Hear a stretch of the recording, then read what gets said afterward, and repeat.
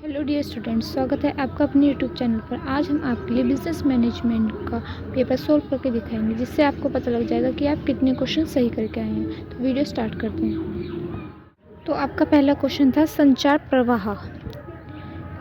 इसके ऑप्शन है आपके नीचे की ओर, ऊपर की ओर, क्षैतिज और तिरछी, इन सभी दिशाओं में। तो इसका आंसर है इन सभी दिशाओं में।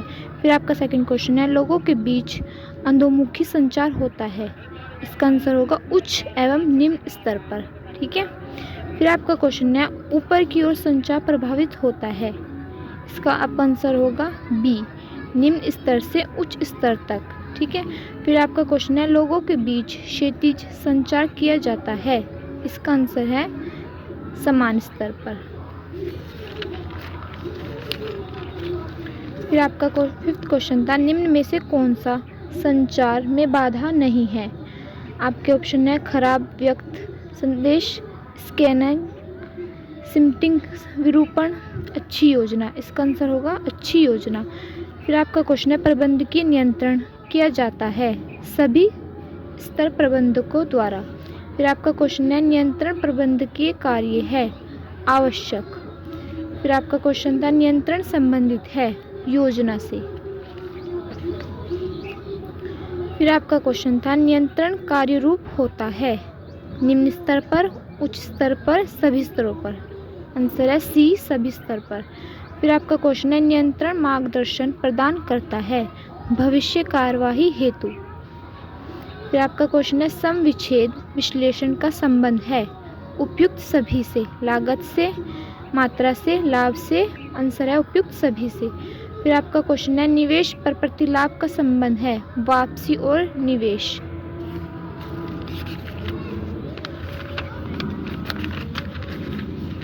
फिर आपका क्वेश्चन था निर्देशन के लिए निम्न सत्य है।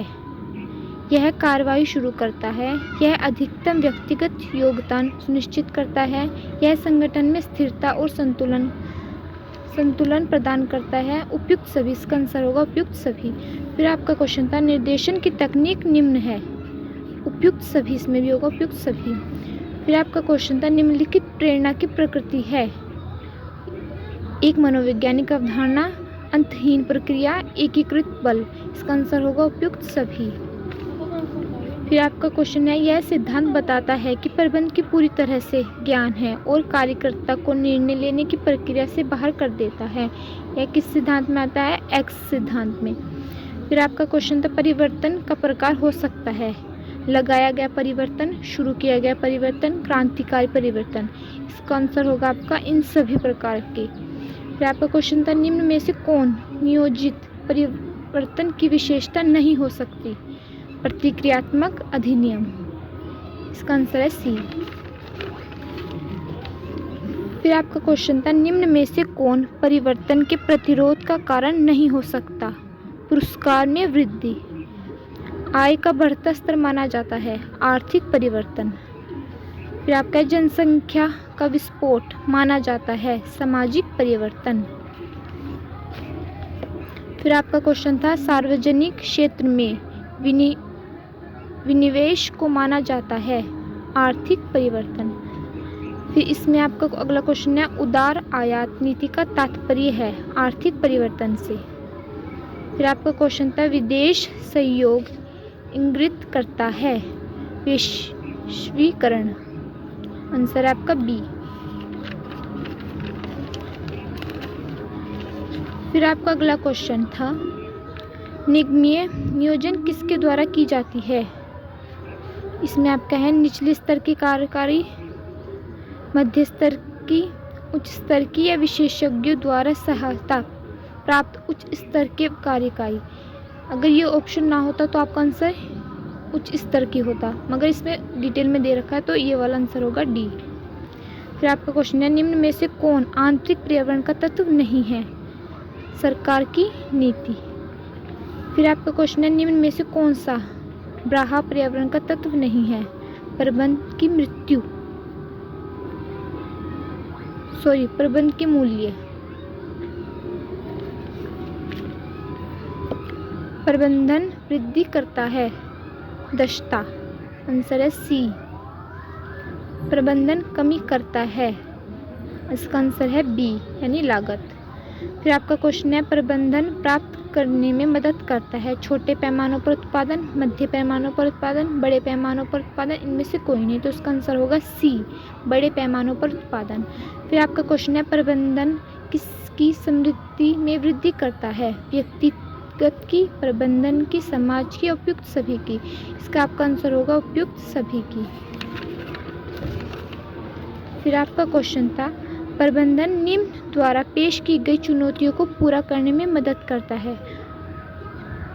मदद नहीं करता है, नहीं शब्द है, नहीं होगा प्राकृतिक आपदाएं, इसमें प्रबंधक कोई मदद नहीं कर सकता, यानी कि डी। फिर है थियो हेमन के अनुसार प्रबंध की अवधारणाएं हैं 3। फिर है हेनरी फ्योल के अनुसार प्रबंध प्रक्रिया के प्राथमिक कार्य हैं, कितने थे 6।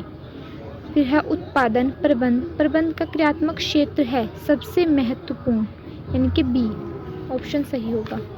फिर आपका क्वेश्चन था परिचालन प्रबंध सिद्धांत का विकास किसने किया। ये किसने किया था, ट्रेलर ने। फिर आपका क्वेश्चन है हेनरी फ्योल ने प्रबंधकों के लिए आवश्यक कितने गुणों की पहचान की है। हेनरी फ्योल ने कितने गुणों की थी, 7 की। नियोजन भविष्य को पकड़ने के लिए बनाया गया पिंजरा है, यह कथन किसका था, टेरी का। फिर है नियोजन होता है अल्पकालीन, मध्यकालीन, दीर्घकालीन, सभी अवधियों के लिए। आंसर इसमें हो गया डी सभी अवधियों के लिए। फिर आपका क्वेश्चन है नियोजन है लक्ष्य उन्मुख, आंसर है सी। फिर है एमबीओ जोर देता है सहभागी निर्णय लेने पर, ठीक है। फिर आपका क्वेश्चन है एमबीओ की अवधारणा किसके द्वारा दी गई थी, किसके द्वारा दी गई थी, पीटर एफ डकर के द्वारा, आंसर है ए। फिर आपका क्वेश्चन है एबीओ कार्यक्रम की सफलता इस पर निर्भर करती है, अब बताओ किस पर करती है, अच्छी योजना पर, अच्छा संगठन या अच्छा नियंत्रण, सभी का होना, तो इसकी होगी अच्छी योजना और अच्छा नियंत्रण, अच्छी योजना और अच्छा नियंत्रण, तो अच्छी योजना अच्छा नियंत्रण यानी कि डी। फिर आपका क्वेश्चन था निर्णयन का कार्य है। निर्णयन विभिन्न विकल्पों के मध्य चयन है, यह कथन है हर्बर्ट एस साइमन का। उद्देश्य द्वारा प्रबंध अंतिम परिणाम है, यह कथन है डकर। कुटिल एवं डोनेल के अनुसार संगठन प्रक्रिया के कदम है 6। फिर आपका क्वेश्चन है एक उपकरण में संगठन की स्थापना करता है, उच्चतम प्रबंध। जब संगठन शब्द का प्रयोग संज्ञा के रूप में किया जाता है तो इसका अर्थ होता है इनमें से कोई नहीं, ठीक है, ये आंसर आपका सही होगा। फिर आपका क्वेश्चन है जब संगठन शब्द का प्रयोग क्रिया के रूप में किया जाता है तो इसका अर्थ होता है प्रक्रिया, आंसर होता है बी प्रक्रिया। फिर आपका क्वेश्चन है औपचारिक संगठन में पदोन्नति है ऊपर से नीचे की ओर, नीचे से ऊपर की ओर, आंसर होगा आपका बी नीचे से ऊपर की ओर। फिर आपका क्वेश्चन है अनौपचारिक संगठन में संचार होता है सरल, बी। फिर आपका क्वेश्चन है अधिकार एवं उत्तरदायित्व होने चाहिए समान,